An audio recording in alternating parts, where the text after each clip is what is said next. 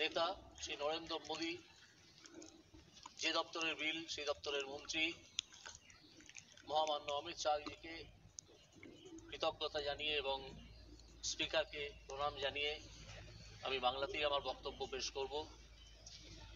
কারণ আমি দেখতে পাচ্ছি যে যদিও সভাস্থল ফাঁকা, আমার একটু জানতে ইচ্ছে হচ্ছে যে এই বিলটা কেউ কি আছেন যেটা এটার বিরোধিতা করছেন? কেউ কি আছেন যিনি এটার বিরোধিতা করছেন? আমার তো মনে হয় কারণ থাকার কথা নয়। আমি একটা গল্প দিয়ে শুরু করব, আমাদের পশ্চিমবঙ্গের গল্প। 2 বছর আগে জানুয়ারি মাস, একজন দুষ্কৃতীকে এনফোর্সমেন্ট ডিরেক্টরেট গ্রেপ্তার করতে গেল তার বাড়িতে সকালবেলা 7টার সময়। তিনি সেদিন তার বাড়িতে লুকিয়ে থেকে 76টা ফোন করেছিলেন। তার ফলে তার বাড়ি ঘিরে ফেলেছিল অন্তত 2000 রোহিঙ্গা। সন্দেশখালীর কথা আমি বলছি, যারা উপস্থিত আছেন আমাদের পশ্চিমবঙ্গের এবং যারা জানেন তারা জানেন। এই 2000 রোহিঙ্গা ঘিরে ফেলে তার বাড়ি, সেই ইডি অফিসারদের মারধর করেন। তারা আপনি শুনুন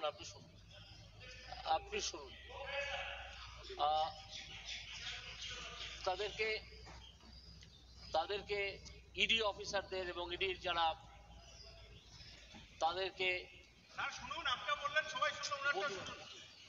তাদেরকে মারধর করে গুরুতর রূপে আহত করে সেখান থেকে তাড়িয়ে দেওয়া হয়। পরে অবশ্য সেই দুষ্কৃতী শাহজাহান গ্রেপ্তার হয়েছে, কিন্তু তার সদস্য সমর্থক যারা সন্দেশখালীতে এসে বসবাস করতে শুরু করেছেন, তাদের মধ্যে অধিকাংশই রোহিঙ্গা, যারা বিদেশি এবং যাদের কোনো রেজিস্ট্রেশন নেই, বিদেশি হিসেবে কোনো পাসপোর্ট নেই, কোনো ভিসার তো প্রশ্নই ওঠে না। এইভাবে পশ্চিমবঙ্গকে বাইরে থেকে আসা অন্য ধর্মের কিছু লোক, বাইরে থেকে আসা রোহিঙ্গা যারা সেই ধর্মের লোক, তারা দখল করে দিচ্ছে। দাদা please don't disturb, please don't. এই ঘটনা থেকে আমরা যেটা বুঝতে পারি, প্লিজ ডোন্ট ডিস্টার্ব দাদা, প্লিজ। ভারতবর্ষের প্রয়োজন একটা অত্যন্ত কঠোর আইনের। এখানে একজন সভার সদস্য বাঙালি প্রথম থেকেই বিভিন্ন মন্তব্য করতে চাইছেন। আমি একটু আগে লাইব্রেরিতে ছিলাম, সেখান থেকে কিছু ডকুমেন্ট জোগাড় করছিলাম। দ্য ইমিগ্রেশন ক্যারিয়ার্স লায়াবিলিটি বিল 2000। মাননীয় সদস্য প্লিজ। গৌরব দা বেঠিয়ে আপনি। এই ক্যারিয়ার্স লায়াবিলিটি অর্থাৎ যখন বিদেশি লোকেদের ভারতবর্ষের ভূমিতে আনা হবে, সেই ক্যারিয়ার্স লায়াবিলিটিতে ক্যারিয়ার বলতে উল্লেখ করা আছে 2000 সালের আইনে, 2000 সালের, বেশি দিন নয়, যে যারা জাহাজে আসছেন বা যারা প্লেনে আসছেন, যারা জাহাজে আসছেন তারা তো বন্দরে নামবেন, সেখানে কঠোর পরীক্ষার জায়গা আছে।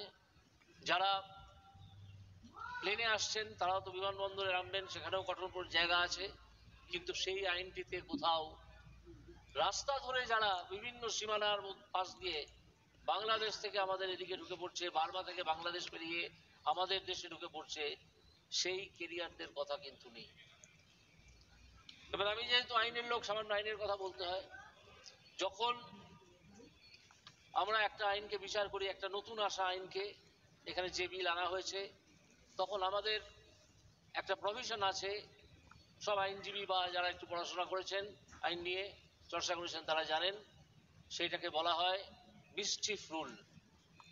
অর্থাৎ কোন দুষ্টুমিটা বন্ধ করার জন্যে এই নতুন আইনটাকে আনতে হচ্ছে। এর একটা উদাহরণ হচ্ছে যে ওই আইনে যারা ম্যাটাডোরে চড়ে বা অন্য কোনো গাড়িতে চড়ে সীমানা লঙ্ঘন করে ভারতবর্ষে ঢুকছেন, তাদের জন্য কোনো প্রভিশন ছিল না 2000 সালের আইনে।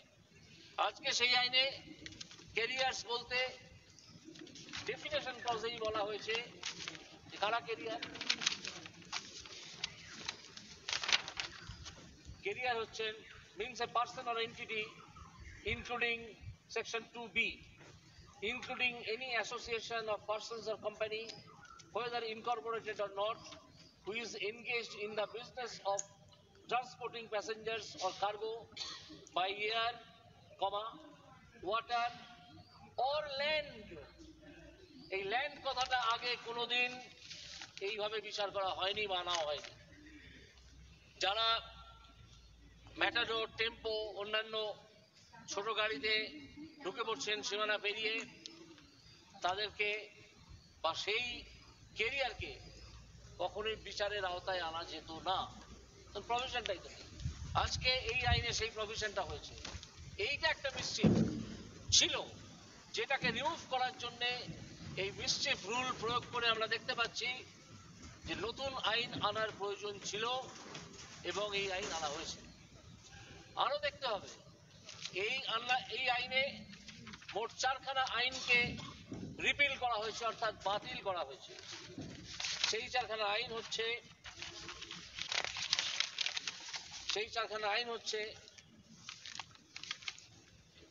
The Passport Entry into India Act 1920, British পিরিয়ডের ফার্স্ট ওয়ার্ল্ড ওয়ারের সময়কার।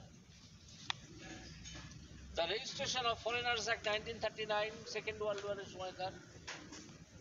The Foreigners Act 1946 and the Immigration Carriers Liability Act 2000, সেটা সম্বন্ধে আমি এইমাত্র বলেছি। বাকি 3টে আইনই ব্রিটিশ পিরিয়ডের আইন। আমি লাইব্রেরি থেকে বইগুলো যারা মহাপণ্ডিত বিভিন্ন মন্তব্য করে চলেছেন তাদের জন্য এনেছি, এই মহাপণ্ডিতদের দেখানোর জন্য যে আইনটা একবার দেখুন, আপনি তুলে দিয়েছেন, আপনি ওই জন্য আসেন। এই বইগুলো দেখুন, এই আইনগুলো দেখুন, সেখানে দেখতে পাবেন যে আইনগুলো কত প্রাচীন এবং কত ফাঁক আছে। আপনি সমাপ্ত করুন না, সমাপ্ত করুন। একটু সময় দিন। সবচেয়ে বেশি ইদারই তো প্রবলেম হতো বাঙাল পে দেনা চাই সময় স্যার। এই যে আইনগুলো তৈরি হয়েছিল 1920 সালে, 1939 সালে, 1946 সালে, সবকটাই হয়েছিল ব্রিটিশ সাবজেক্টদের জন্য। আজকে কি আমরা ব্রিটিশ সাবজেক্ট? আমরা adoption of rules and orders বলে যেটা 1950-তে পাস হয়েছিল এই লোকসভায়, সেইটার বলে এই আইনগুলোকে চালিয়ে যাচ্ছে। আমরা নতুন আইন তৈরি করলাম আজকে 1947-এর পরে 33 প্লাস 24, 25, 58, 58 বছর বাদে আমাদের সময় হলো, 75 বছর বাদে আমাদের সময় হলো। তার আগে তো অনেক সরকার ছিলেন, তারা তো অনেক কিছু করেছেন, এগুলোর দিকে তাকিয়ে রাখেননি।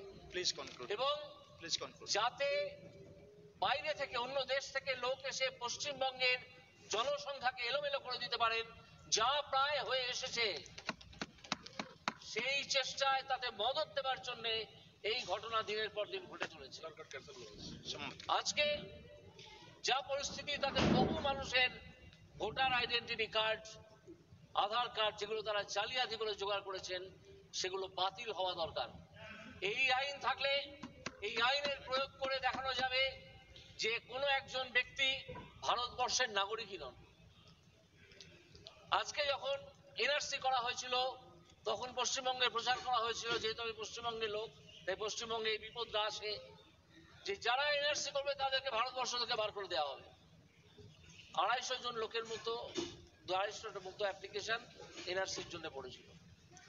অথচ ওখানে 2.5 কোটি লোক অন্তত পক্ষে আছে যারা পশ্চিমবঙ্গের জনসংখ্যাকে এলোমেলো করে দিয়েছে। এই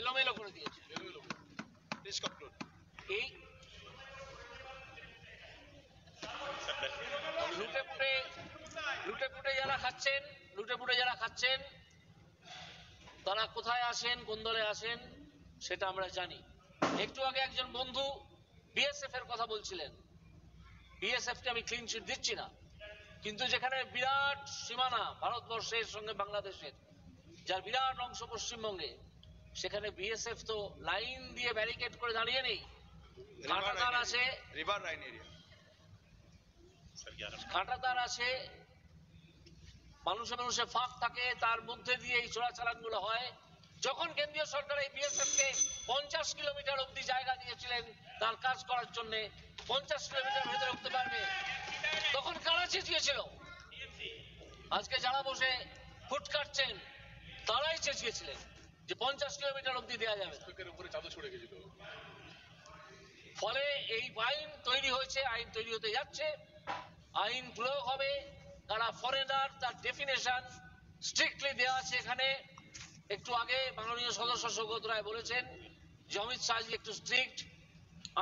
আমি অনুরোধ করবো আরো স্ট্রিক্ট হয়ে এই সব কটা যারা ভারতবর্ষের নাগরিক নন তাদেরকে বার করে দিতে হবে ভারতবর্ষের সীমানার বাইরে। ধন্যবাদ।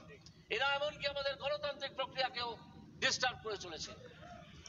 এদের অবৈধ ভোটে সরকার নির্বাচিত হয়। আমরা ইলেকশন কমিশনের কাছে গিয়ে সে কথা বলেও এসেছি। আজকে ভুয়ো ভোটার ধরার একটা কুমিরের কান্না তৈরি করা হচ্ছে। ভোটার কার্ড দেয়, এই ভোটার কার্ড দেয় পশ্চিমবঙ্গ সরকারের সরকারি কর্মচারীরা, যাদেরকে বাছাই করে নিয়োগ করা হয়, যারা তৃণমূল কংগ্রেসের কর্মী। आप समाप्त कीजिए प्लीज, प्लीज समाप्त कीजिए प्लीज। সব যদি করতেই হয় করলাম, আরো অনেক কথা বলার ছিল। আপাতত নমস্কার জানিয়ে আমি শেষ করছি। धन्यवाद जी, धन्यवाद।